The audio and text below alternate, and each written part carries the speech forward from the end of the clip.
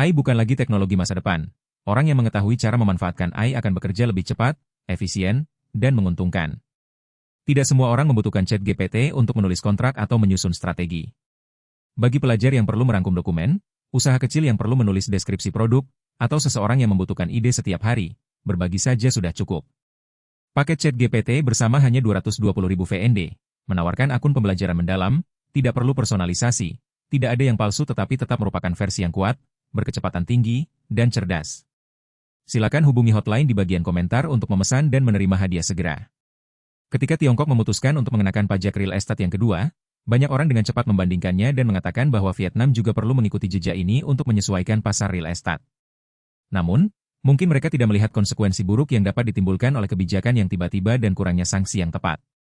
Pengenaan pajak ini tidak dipersiapkan dengan matang dan tidak disertai dengan langkah-langkah dukungan yang diperlukan, sehingga menyebabkan perekonomian Tiongkok menghadapi dampak negatif yang belum pernah terjadi sebelumnya.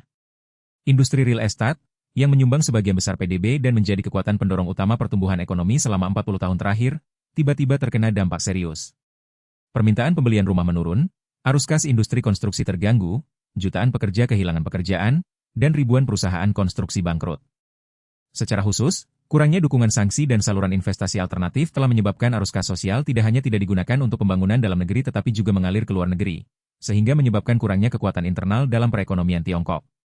Kurangnya persiapan dan tindakan gegabah inilah yang menyebabkan Tiongkok tidak hanya menghadapi krisis finansial namun juga resesi kepercayaan masyarakat sehingga mengguncang pilar-pilar perekonomian.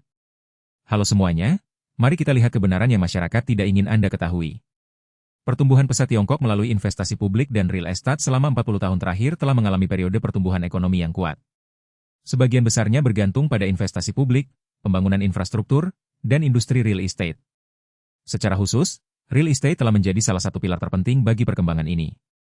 Dengan proporsi PDB yang besar, real estate tidak hanya memainkan peran penting dalam mendorong perekonomian tetapi juga merupakan kekuatan pendorong utama bagi pertumbuhan negara berpenduduk miliaran orang. Proyek pembangunan perumahan dan infrastruktur yang dikerahkan secara masif mulai dari kawasan perkotaan baru, kawasan industri hingga proyek transportasi, menimbulkan perubahan besar pada struktur ekonomi dan sosial. Real estate tidak hanya meningkatkan perekonomian melalui proyek konstruksi, namun juga terkait erat dengan banyak industri lain dan menciptakan rantai nilai yang sangat besar, sehingga menghidupkan perekonomian secara keseluruhan. Jutaan orang Tiongkok telah diberikan pekerjaan di industri yang berhubungan langsung dengan konstruksi, bahan bangunan, desain, manajemen proyek, DLL. Seiring dengan itu, industri keuangan juga berkembang pesat untuk memenuhi permintaan pinjaman kredit guna mendukung pembelian real estate. Bank dan lembaga keuangan tidak hanya berperan sebagai pemberi modal tetapi juga menjadi penghubung penting dalam mendorong perkembangan industri real estate. Industri pemasaran dan konsumen juga mendapat manfaat dari lonjakan tersebut karena perusahaan real estate terus mengeluarkan banyak uang untuk periklanan dan kampanye pemasaran untuk menarik pembeli. Sektor konsumen juga terstimulasi ketika masyarakat membeli rumah dan produk konsumen interior terkait seperti peralatan rumah tangga, dekorasi, dan lain-lain. Hal ini menciptakan lingkaran kebajikan di mana uang dialokasi ulang dan mendorong pertumbuhan ekonomi. Namun, ketergantungan yang berlebihan pada industri real estate telah menciptakan struktur ekonomi yang tidak berkelanjutan. Karena perekonomian Tiongkok semakin bergantung pada proyek real estate dan infrastruktur untuk mempertahankan pertumbuhan, setiap perubahan atau fluktuasi di bidang ini akan berdampak langsung pada perekonomian secara keseluruhan. Jutaan pekerja, ribuan perusahaan konstruksi, pemasok material dan jasa menghadapi risiko yang tidak terduga ketika pasar real estate menunjukkan tanda-tanda penurunan. Sektor perekonomian sangat bergantung pada real estate sehingga gangguan pada sektor ini dapat menimbulkan konsekuensi serius bagi perekonomian secara keseluruhan. Dengan sektor real estate menyumbang 30% PDB Tiongkok, perkembangan pesat ini telah membantu Tiongkok bertransformasi dari negara miskin menjadi salah satu negara dengan perekonomian terbesar di dunia. Namun, pertumbuhan yang terlalu panas, kinerja yang buruk, dan kurangnya perencanaan jangka panjanglah yang membuat pasar real estate tidak stabil. Ketika sumber utama modal mengalir ke pasar ini, industri lain seperti produksi industri, teknologi atau pertanian lambat laun terbengkalai dan tidak berkembang secara memadai. Kurangnya keseimbangan tersebut telah menciptakan distorsi pembangunan ekonomi, di mana keberlanjutan dan stabilitas tidak diprioritaskan. Kebijakan pajak real estate kedua dan sanksi yang tidak masuk akal. Begitu negara tersebut mulai mencium bahaya, Tiongkok tidak ingin gelembung ini meningkat terlalu besar dan meledak. Mereka memutuskan untuk menghentikannya dengan tegas, namun tidak dapat membayangkan bahwa tindakan tersebut akan menjadi kesalahan yang diikuti kesalahan lainnya. Ketika pemerintah Tiongkok tiba-tiba memberlakukan pajak real estate yang kedua, hal ini menyebabkan guncangan besar pada pasar real estate dan menggoyahkan kepercayaan masyarakat dan investor.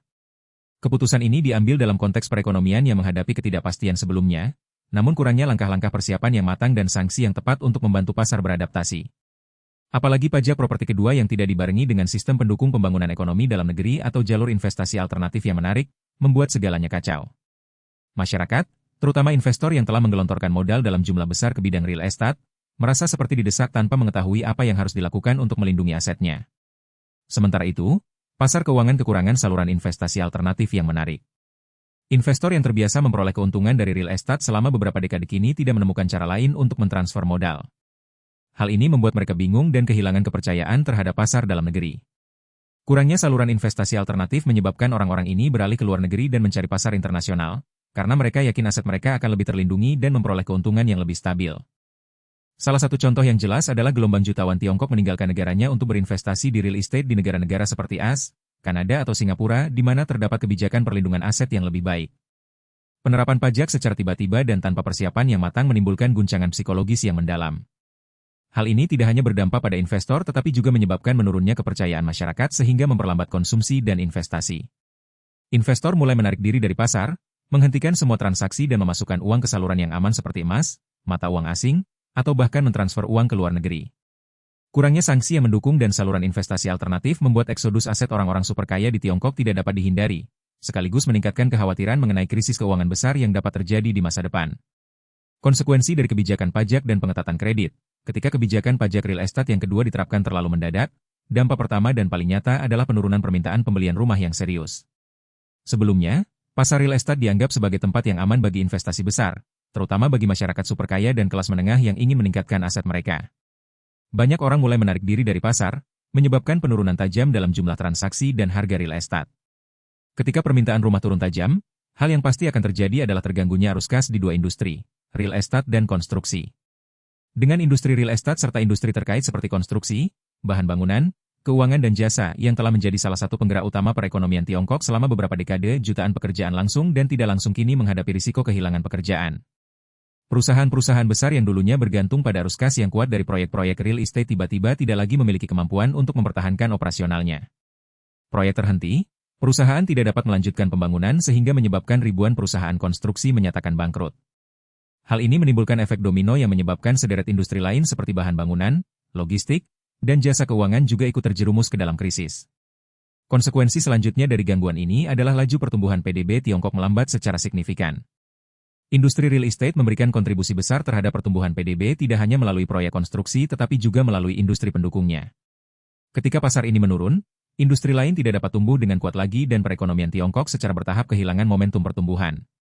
Data ekonomi baru menunjukkan bahwa tingkat pertumbuhan PDB Tiongkok telah melambat cukup besar dibandingkan sebelumnya, dan hal ini mungkin akan terus berlanjut dalam waktu dekat jika tidak ada penyesuaian yang wajar. Singkatnya, penurunan permintaan pembelian rumah, gangguan arus kas di industri konstruksi dan perlambatan pertumbuhan PDB hanyalah konsekuensi paling nyata dari kebijakan pajak dan pengetatan kredit. Pemerintah Tiongkok perlu mengambil tindakan tepat waktu untuk menyesuaikan kebijakan, menciptakan saluran investasi alternatif yang menarik dan mendukung sektor ekonomi lainnya agar tidak mengganggu proses pembangunan dan menghindari stagnasi yang berkepanjangan. Pergeseran aliran uang sosial ke luar negeri. Selanjutnya, salah satu konsekuensi yang paling nyata dan berdampak luas dari kebijakan pajak real estate dan pengetatan kredit yang kedua adalah aliran uang dalam jumlah besar di masyarakat Tiongkok tidak lagi mengalir ke saluran investasi dalam negeri seperti sebelumnya, namun mulai mencari ke luar negeri. Ketika pasar real estate terjepit, peluang investasi dalam negeri menjadi kurang menarik dan tidak memiliki prospek keuntungan yang jelas. Arus kas investor Tiongkok, terutama para jutawan dan miliarder, tidak lagi mempercayai pasar domestik. Oleh karena itu, mereka mulai mencari negara dengan sistem keuangan yang lebih stabil, kebijakan perlindungan aset yang lebih kuat, serta peluang keuntungan yang lebih tinggi. AS, Kanada, Singapura, Eropa, Australia, dan Asia Tenggara adalah tujuan populer yang sering diincar oleh investor Tiongkok.